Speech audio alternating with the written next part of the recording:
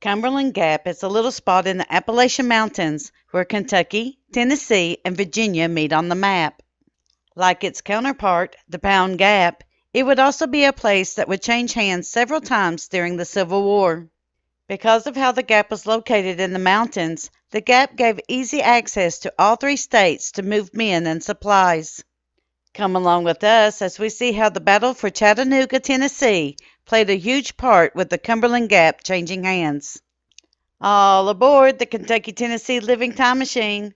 Please fasten your seatbelts and keep your arms and legs inside of the vehicle at all times. But to get going, we need your help. We still need to fire up that time machine to transport us.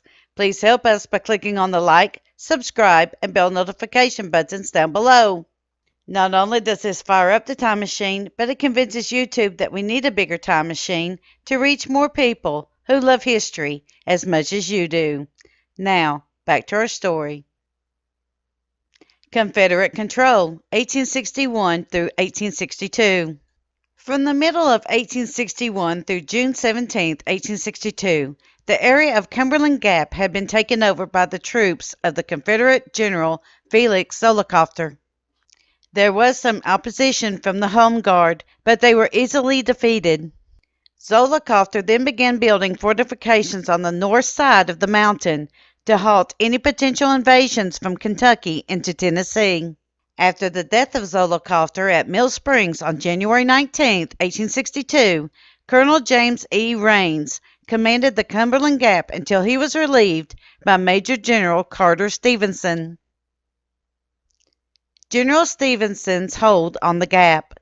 On March 15, 1862, at the time Brigadier General Stephenson was given command of a division with orders to stop guarding the Wilmington and Weldon Railroad in Virginia and move to the Department of East Tennessee.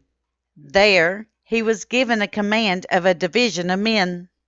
In Stephenson's division, there was the 2nd Brigade under Colonel James Edward Rains, the 3rd Brigade under Brigadier General Seth Maxwell Barton, and the 5th Brigade under Colonel Thomas H. Taylor.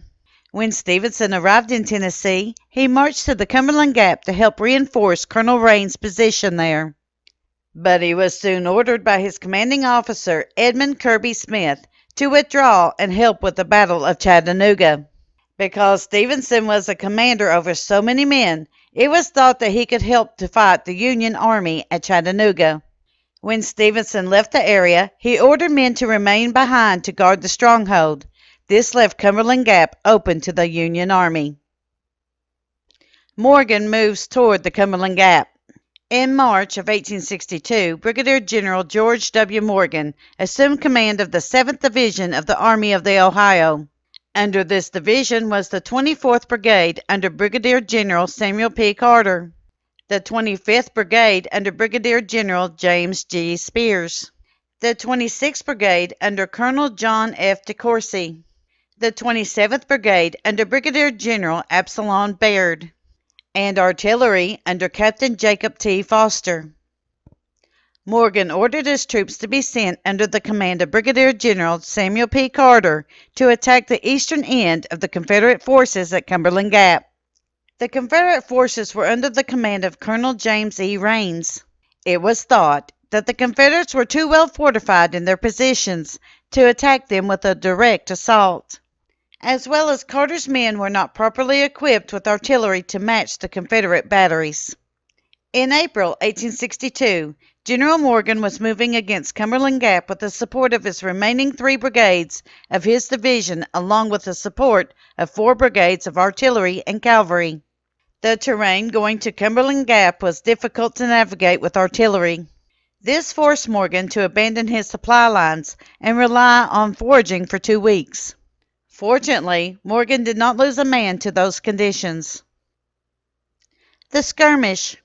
On June 18, 1862, Morgan got into position, moved quickly, and defeated the remaining Stephenson's Confederates, thereby chasing off the defenders of the fortification on the north side of the Cumberland Mountain. Morgan then manned the gap with 4 brigades of infantry and artillery placed on the heights of the mountain. Under the orders of Abraham Lincoln, Morgan built fortifications on the southern side of the mountains.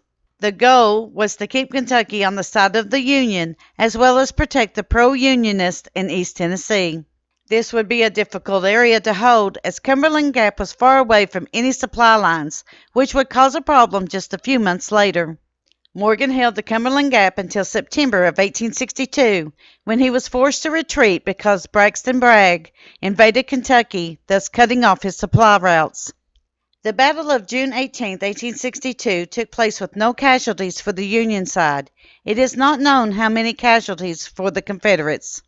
The Cumberland Gap would remain in the control of the Confederate Army until it was once again recaptured, this time under Major General Ambrose Burnside in 1863. Although there were no reported casualties and the battle was quickly over, the First Battle of Cumberland Gap was of major importance to both the Union and Confederate armies.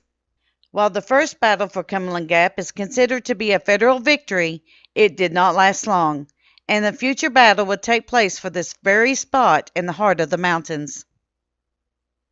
Thank you. We at Kentucky Tennessee Living would like to thank you for watching our video series on the Appalachian Civil War battles. Don't forget to hit that like button, as the more likes we receive, the more likely YouTube is to suggest our videos to other viewers. Also, to receive notice when we upload a new video, be sure to subscribe and click the bell notification button. We thank you for continuing to support Kentucky Tennessee Living as we are discovering the mysteries in Appalachian history.